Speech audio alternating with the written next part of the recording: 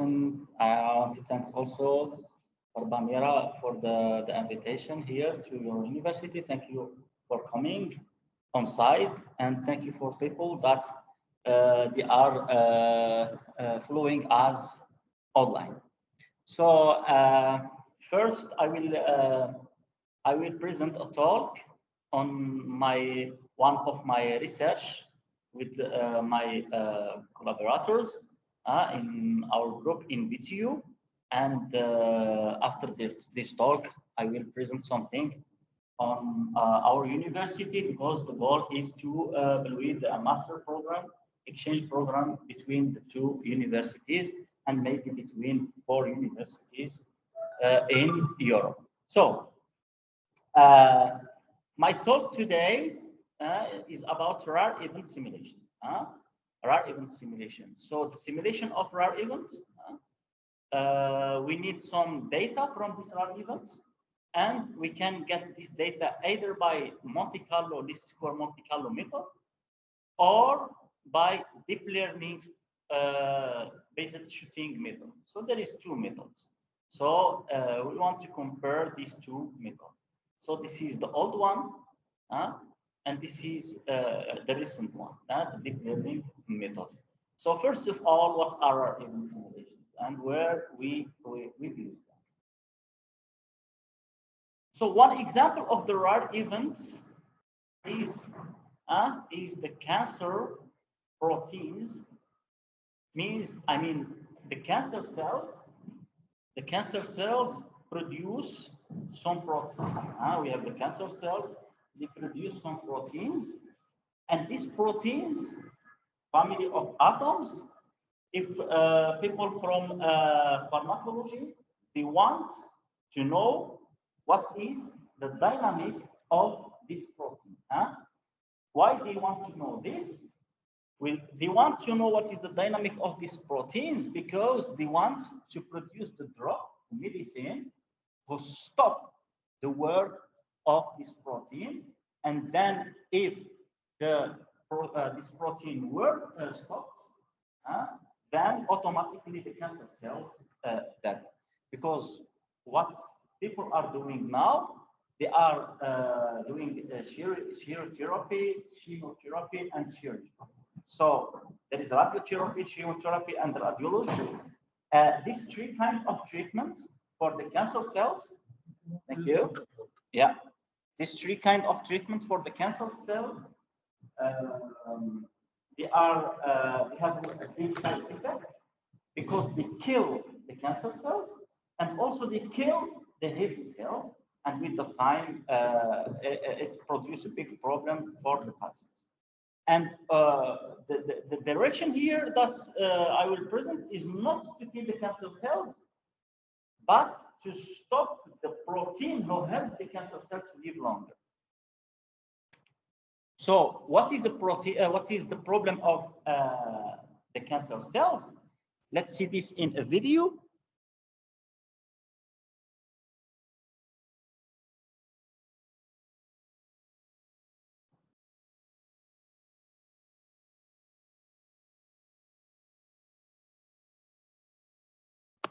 So more than 60,000 billion cells form the tissue of our body, like the leg, the heart, and the liver. In each part of our body, in the leg, in the liver, and so on, the cells are supposed to divide over 2. One of them stay alive, and the other dead. So how this mechanism work? So this mechanism that one dead and one stay is worked by some orders sent by the DNA in the center of the cell. But sometimes this DNA work wrong, and they send the wrong order to the cell, and then the cell divide over 2, but both of them stay. And the new cell is also the defect cell, means that produce over 2 and divide over 2, and both of them stay. And after 10 years to 20 years, they form what we call tumor. This tumor can be a good one, and can be a bad one. A bad one is a cancer. This tumor, when it became a cancer, it will be really dangerous when the cancer cells go through the vessels in the blood.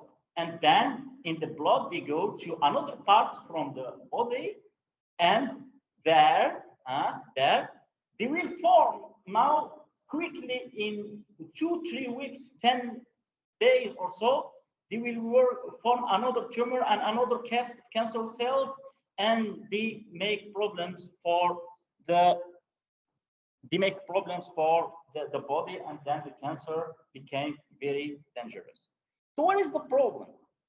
The problem is that people from medicine, now what they are doing, they are, let me back to the presentation here. So people from medicine, what they are doing, they are killing the cancer cells, as I said, killing the cancer cells, but they are also killing the healthy cells around. And if they do this a lot, so these healthy cells will go, and then the patient will die, and so they do this by chemotherapy, by radiotherapy, and by chirurgy. A new approach is the following. The cancer cells, they produce proteins, okay? And these proteins, they help the cancer cells to stay a long time. So the immunity system can't kill the cancer cells.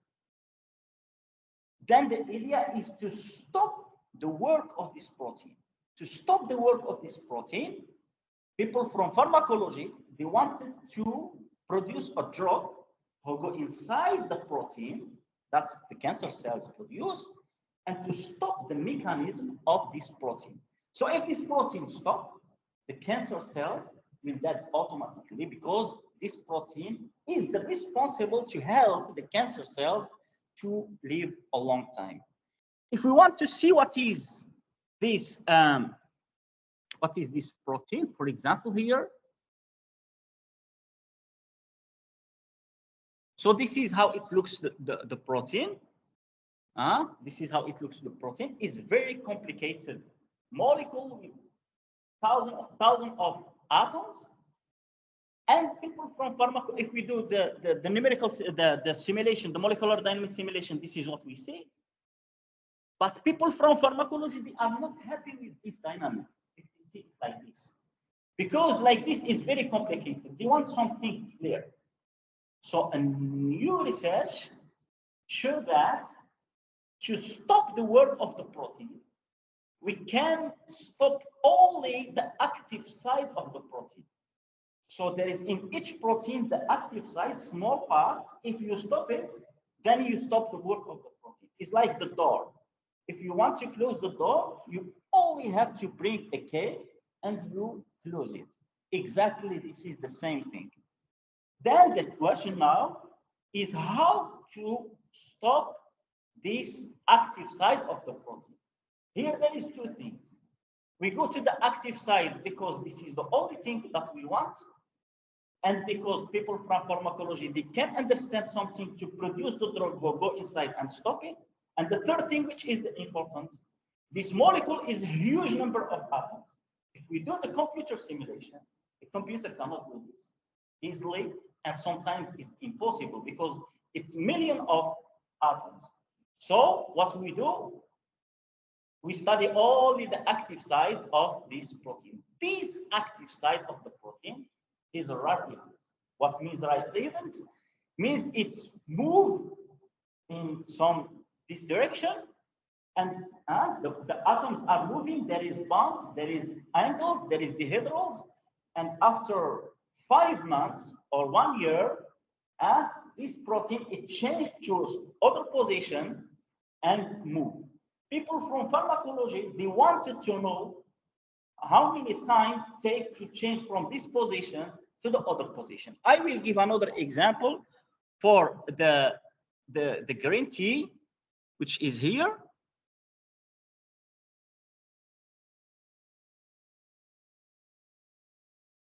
So here what you see, this is the green tea. This is a molecule in the green tea.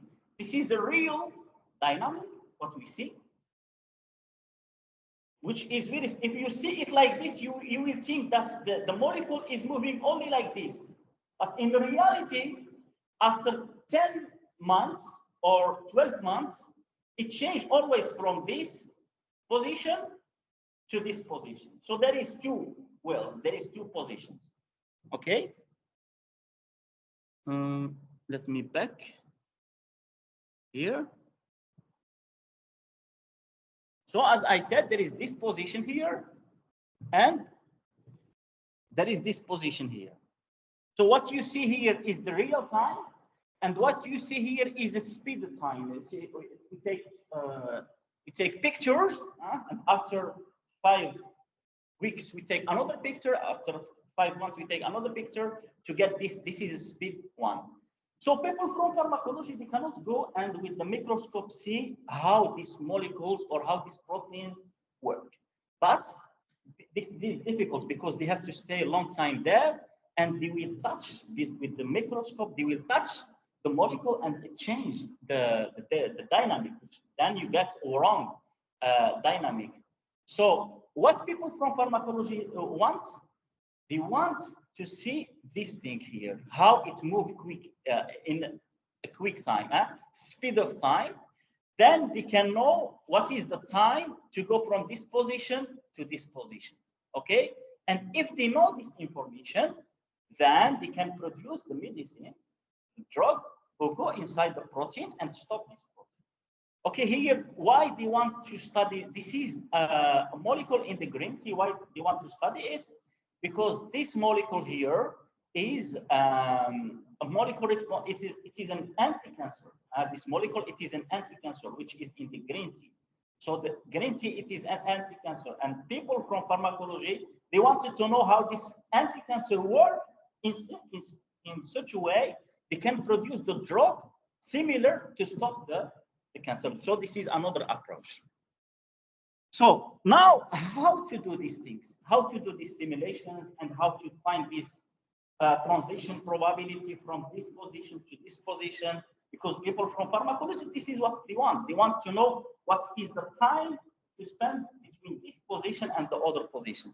So for this, we will model this dynamics, and we will write the differential equation, which is a stochastic differential equation.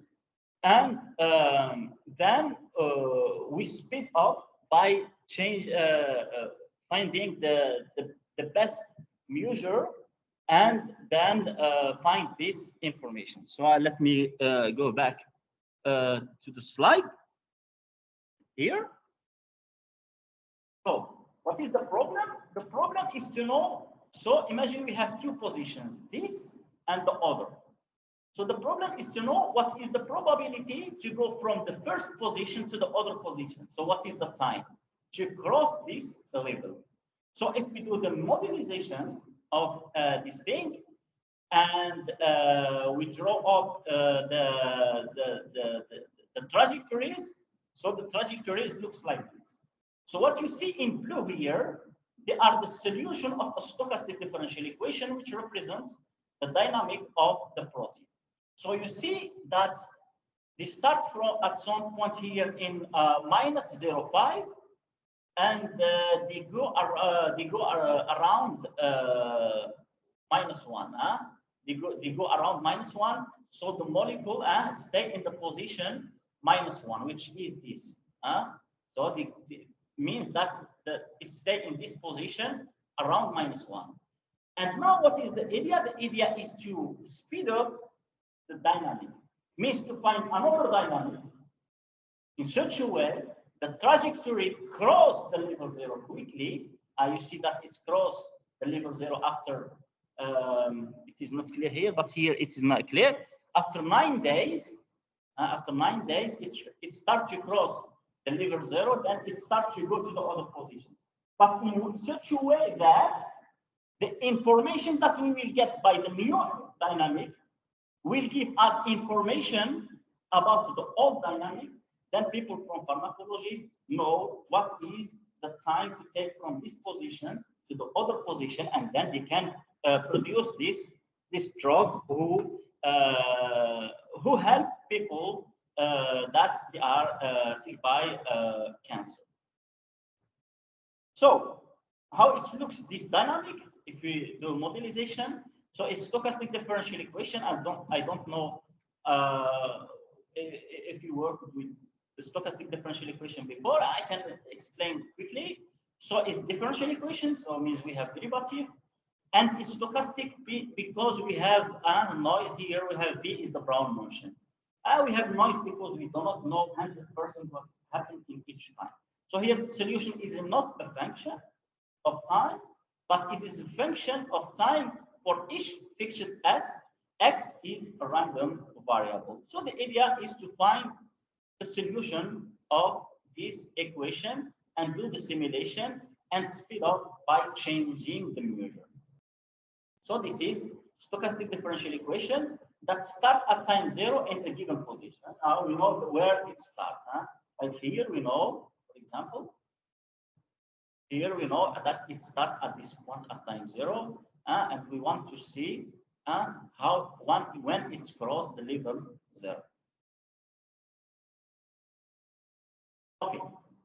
Now, why these stochastic differential equations are important? Are important also because it connects forward, backwards, it connects partial differential equations. In many problems, when we want to solve them, we end up with the partial differential equation. And this partial differential equation, to solve it analytically, in many cases, we cannot find the exact solution. And then we solve it numerically. If we want to solve it numerically, then here we need to apply the finite difference. For as an example, the finite difference of partial differential equation works only when the dimension of x, the parameter u of t and x, the dimension of x is 3 or 4 at maximum. So we cannot do finite difference for a partial differential equation when the variable is of dimension 100. It is impossible. So the finite difference would not there. So another method that works is to connect this partial differential equation to forward backwards differential equation. What is this connection? Is the following. So if we have a second order partial differential equation, it is semi-linear. So it's here, it is the Hessian of u, and there is the derivative with respect to time, and there is the gradient, and there is a function of the gradient and u. So it is semi-linear because it is linear in the highest order, which is 2. With terminal condition, u at capital T, x is g of x. So a lot of problems end up with this partial differential equation. Why? Because a lot of problems want to control some dynamic, something which move, a protein, change euro dollar, a satellite, they want to control it. When they want to control it, they put a power on it. And then they want to minimize the energy. A COVID, for example, problem, the COVID problem. So they model the COVID problem and they want to control the situation in such a way the number of infections go down, but with minimal energy, because we can close the country, but this is a big energy because we will affect the economy. So we want to optimize something with a smallest energy. The energy is u squared if u is the control, and if you write the Hamilton-Jacobi-Millman equation of this problem, then you will end up with equation like this. To solve it, for example, for the COVID problem, there is a lot of parameters. So the u depends on x, which is in R5 or R7. If we consider the suspected people, the infected, the recovered, the vaccinated, people in quarantine, and so the dead people. So you see a lot of variables. So if we want to solve this equation, we cannot by finite difference. So what we do, one technique that we are using is to connect this partial differential equation with this stochastic differential equation, which is called forward-backward stochastic differential equation. is forward because we have a forward equation, we have an initial condition, and backward equation because we have terminal condition. So this forward-backward stochastic differential equation is connected to this partial differential equation by this. So the solution of the partial differential equation is the solution of the backward stochastic differential equation at the initial time. Okay? Now, to solve this equation, when x is high dimension, it is not a problem. So here what came the thing. Because solving stochastic dynamic in high dimension 1000, even 1000, it is not a problem. The thing that the partial differential equation cannot do it. Because for partial differential equation, if we want to do finite difference, we have to take all the plane. For example, let's say only two, x1 and x2, or xy. So we take all the plane and we do the finite difference. We have to discretize the plane, and then you see that we have n squared. If we discretize r in n points, then s squared in n squared, and then n in n to the power n points, which is very high. This is why the computer cannot solve this using the finite difference. But for forward-backward stochastic differential equation, we will not discretize the space, and then this not affects if the method not affects by the dimension. Okay. So there is also this fully coupled. When is it coupled? Is it coupled when the solution of the forward is in the backward, and is a fully coupled when the solution of the forward are in the backward and the solution of the backward are in the forward. So we get this sometimes when we want to control the noise itself. Noise, what means noise? Means the thing which is around the thing that moves. Sometimes we have problem. There is noise around. What is the noise? For example, the noise is people that they do not respect the quarantine, people that they feel them not good, but still connect with other people. So this is something which we cannot guess and we cannot determine. So this is a probability values. Okay. Now, how we do rare events simulation using these FBSDs. So the idea is to take the dynamic, to write the partial differential equation, and to do the connection. So how to simulate this FBSD by modifying the drift is by the following method. So we have, as I said, this stochastic differential equation. Then our problem is to find this quantity here, which is called the work. So people from pharmacology need this. Need the integral of the solution, function of the solution, plus g of x at the terminal time, or t can be a stopping time, because sometimes we want to stay in a given region. So our process are moving, but we want to stay in a given region. So people from pharmacology, they want to find the mean of this thing. It means that they want to find the expected value of the exponential of minus w. So they want to find these quantities. These quantities, this information, give them the information how to produce the drug to stop the protein, for example, or in finance, or in COVID, these quantities produce some information that the government need to stop the spread of the coronavirus. Okay. So now to find this quantity gamma, if we do the Monte Carlo method, it is not possible, because the error is big. Because it's big when this epsilon is small. Epsilon, if we are talking about molecules, epsilon represents the temperature of the domain. So sometimes the temperature of the domain is small, then we cannot simulate this. When epsilon is too small, the error is big. Why? Because if epsilon is small, me back to the graph here. When epsilon is small, so the particles stay here, don't move a lot. When the temperature is small, so don't go. It's rarely that go here. So what is the idea?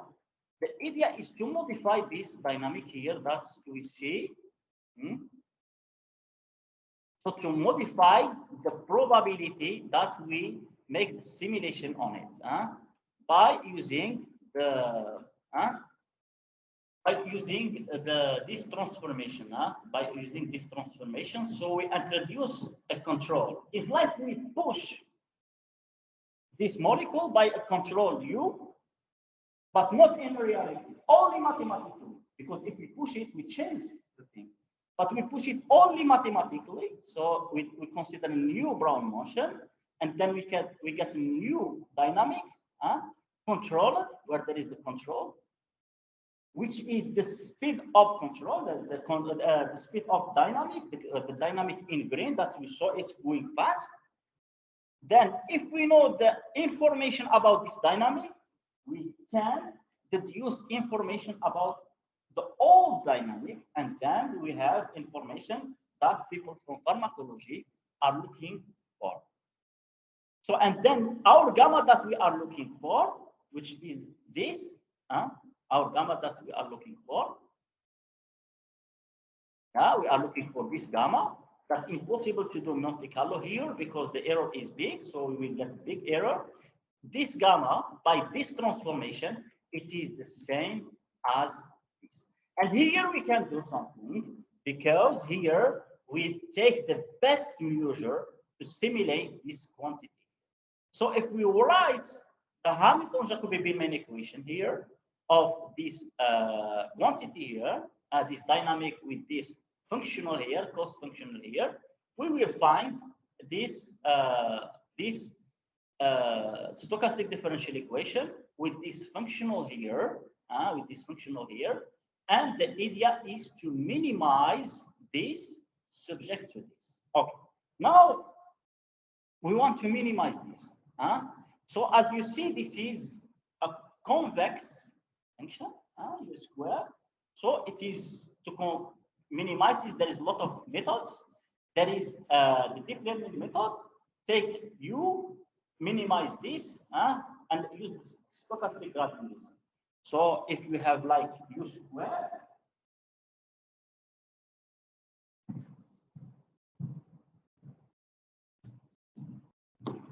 so if you have x squared, for example, so you and you want to minimize this, you take x0 here, and then you take the directional derivative. You have x1. If you define xn plus 1 equal xn plus, minus gamma gradient of f of xn plus xn. So it's like you take xn minus gamma times the gradient, the directional derivative times minus positive number.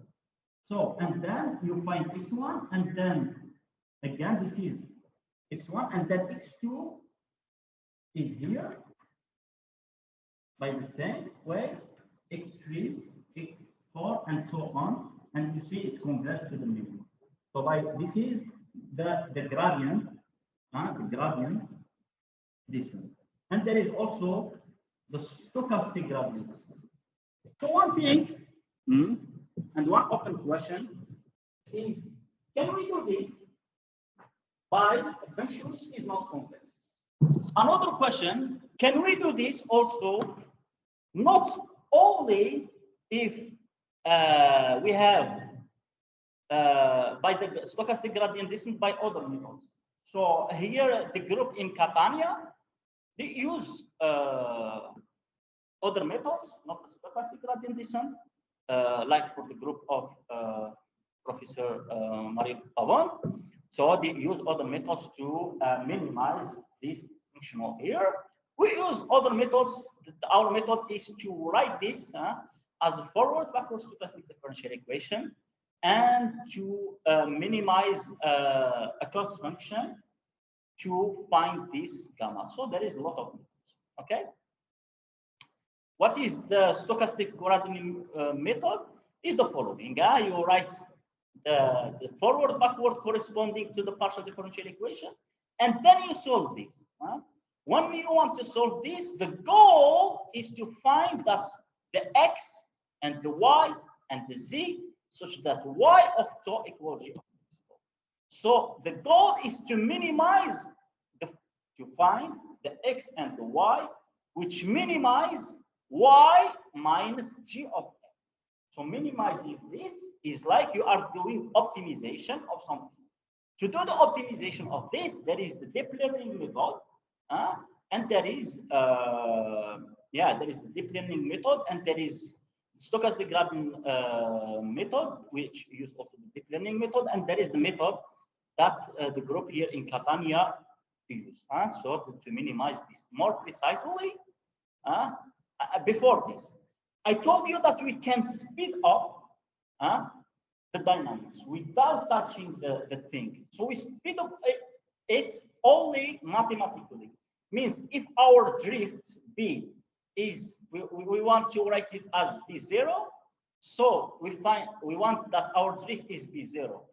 You remember that we have WL potential, this WL potential.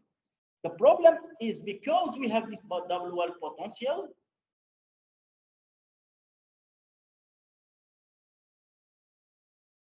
the problem is that this barrier here is high, and this which is problem for this particle to go from this side to the other side.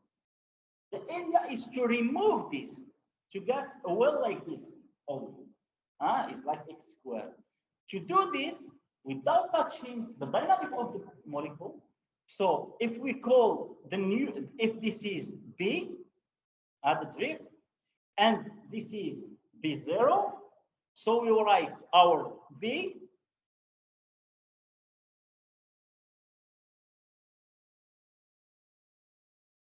we will write our B equal B0, the one well, which is easy and quick. So the molecule will go quick to there, plus a given B1, such that B1 is B minus B0. So we know B with what we have, WL. Sometimes we have triple well, sometimes mini well. And we have B0, the thing that we want, then B is the difference.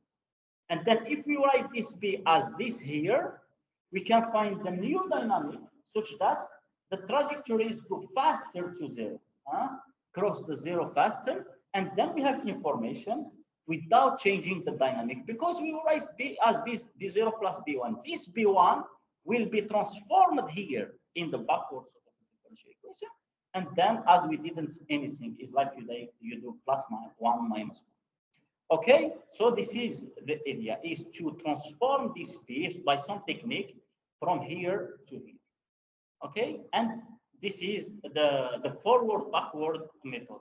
To solve this equation, we need to solve it using the Monte Carlo method, the least square method, or there is another method which is the deep learning method. What means the deep learning method? The deep learning method means that we give to you see that it is a forward equation, sorry, backward, because we have terminal condition. So what you do? You transform it to forward by deep learning. How? You give to y0 a given value, okay? And you give to, we need y0 and we need z in each time to find the solution. So y0, we do not know it. So we give to y0 a random variable, a random number, any number. And we give to z in each time a random number also, any number we choose. And then we have this y0, and we have z each time, then we can compute the solution this forward. Then we find y1, y2, and y capital tau. Once we want to find y capital tau, sorry, then we make the difference between y capital tau that we find by giving these random numbers here, and also in the same time we have g of x tau. Then we make the difference. This difference will represent exactly this function here that we want to compute. And then we do this iteration many times in order to minimize the thing. Because once we compute here, means that we have new. In the beginning, we take random variables. But in the second step, we take the variables, the new variable xn plus 1, which will be a vector of theta 1, theta 2, theta n. Theta 1 is y0, and theta 2 from theta m is the variables that will define the z.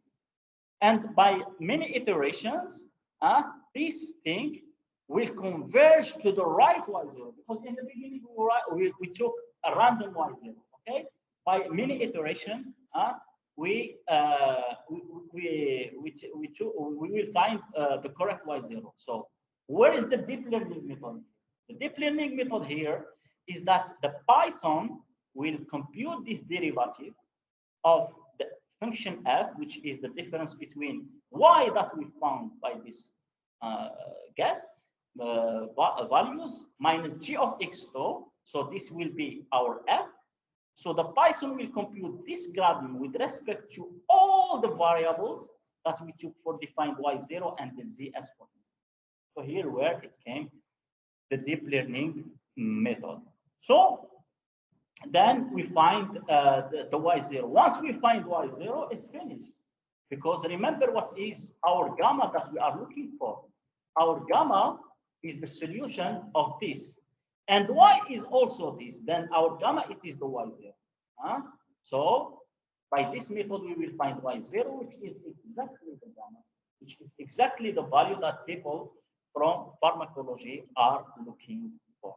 So here we can also use the method that you do here in your group in Catania University to minimize this distance between the y that we got minus g of x. So this is another method that we can also use. So here only I explain how what I said to change when we change b to b1, b0 plus b1 and move the b1 here, because here there is no gradient, so it can be in f, new function f, which is f tilde. So we will get this new dynamic here, a new b0 and new. Okay, and then we will get this new system here. That's represent the same solution of the partial differential that we want, which is the gamma. Okay. So the numerical methods, I almost explained them, but here I say more. So for the least square method, we do the discretization of the forward, and we do the discretization of the backward, and we take here the conditional expected value. And to find this conditional expected value, we use the least square Monte Carlo. So this is the first method. The second method, this is the first method, and Z is defined like that. Then by this method, we will find what is the y at each time. So the idea is to compute. This conditional expected value using the least square Monte Carlo, because the conditional expectation is a projection, and to find the projection, we have to find the point in the space. Is projection of a point on another space. So to find this projection, to find this conditional expectation, is to find the point on the space with a smallest distance with any other points. So I don't like to go deeper in probability things, because maybe your direction is more computer science and minimization and so on. So I want to talk more about minimization and a little bit skip about probability things. But again, the thing is that we connect this stochastic model to deterministic one, to probability, to partial differential equation, deterministic partial differential equation. What you see here, this is the simulation of the forward, and this is the simulation of the backward. The backward is the y. This is the y, the solution y, and this is the forward, which is x. So we go forward, we find the solution, and then we back backward, and you see all the trajectories go to the same point. This is exactly y0, and this is exactly the gamma that people from pharmacology are looking for. So this is what you see here. The green one is the modified backward. So when we modify b to b0 plus b1, and the blue one, it is the original one, the b, with the drift b. And you see that both trajectories return back to the same point. So yes, we modify the drift, but in in the end, we will find the same gamma. Huh? The same gamma. They return to the same one. So like that, we speed up what we saw here. What we saw here, we speed up the dynamic. We get information about the new dynamic, and this information, but by some transformation, give us the information about the old dynamic, which is very slow, take 10 years. Some rare events take 10 years to transform. So we get information about this dynamic, which move very rare. We transform it from rare event to non-rare event. We get information about the new dynamic. If you want, this is with the B0. And by this information, then we get information about the old dynamic. The deep learning method, as I said, we solve the forward. We give to Y0 a given random variable, a random number, sorry, and to Z also a random number. Then we solve the forward. In the end, we will find Y capital tau, and we want to minimize this. This is what we want to minimize. This expected value, because we have a lot of trajectory. It is a random variable. It's stochastic process. So it's 1/m, the sum of xn. Then here, to minimize this, stochastic gradient descent we can do the thing. And also the method that the group of Mario Pavon are doing can do also to minimize this. And the theta I, theta is a vector of theta 0 into theta n, which minimize this, represent the solution of this backwards stochastic differentiators. So how to minimize, as I said, by the stochastic gradient descent. What I write here is that you write the new variable, the new vector of theta I is the old one minus a gamma, forget about I for Y, times the gradient of this. This Python computes with respect to all variables. And Y gamma I, because you know we go deeper. The thing is that if we take gamma very small is not good, and if we take it very big is not good. But we want to take it convenable. So we choose gamma I. Why? Because if we take gamma very big, so it do something like this. So it converges very small. If we take it very small, it do something like this. Very small.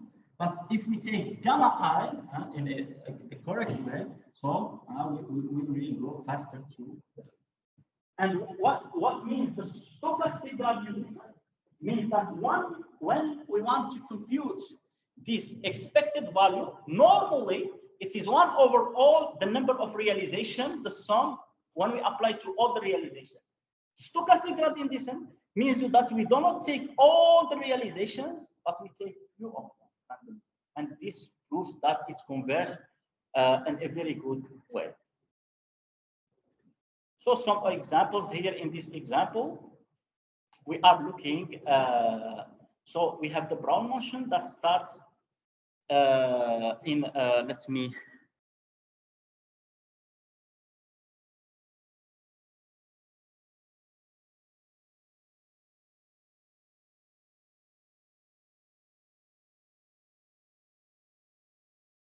yeah, here.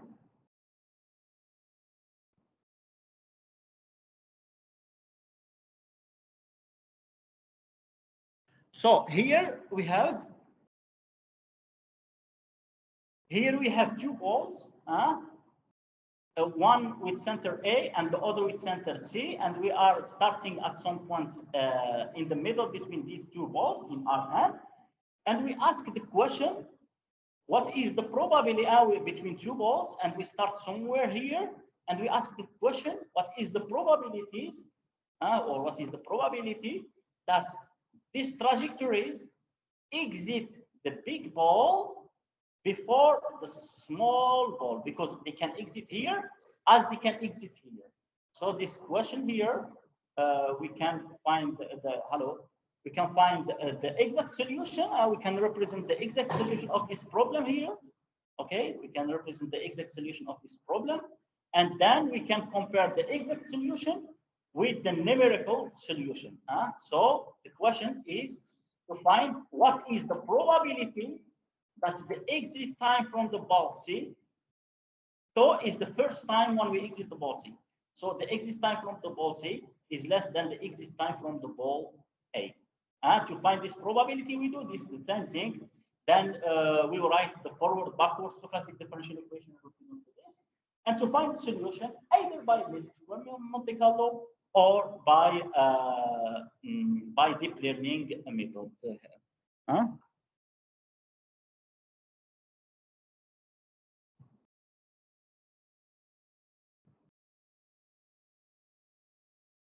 Okay. So this is the exact solution, and we can find this solution also numerically only to test our algorithm.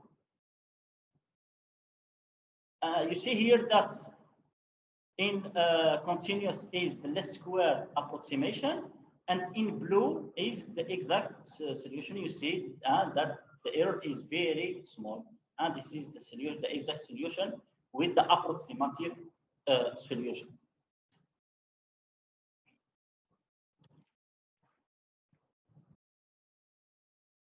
So here, as I said, so the Brown motion starts somewhere in the middle, and the dynamic is moving, the trajectories are moving, and we are asking the question, we look for all the trajectories that go outside from the ball C, the smallest ball, and the trajectory that go outside from the biggest ball, and we look what is the probability that this probability to go here is smaller than the probability to go here. Of course, here I draw only few trajectories because there is thousands of trajectories. So this is the question, is to find this probability that we exit from here is bigger than the probability that we exit here. So you see, maybe the green or the blue are very close to the border. When they came here, they will stop. When they came here, they will stop. I will back to this few seconds. And yeah, the deep learning method.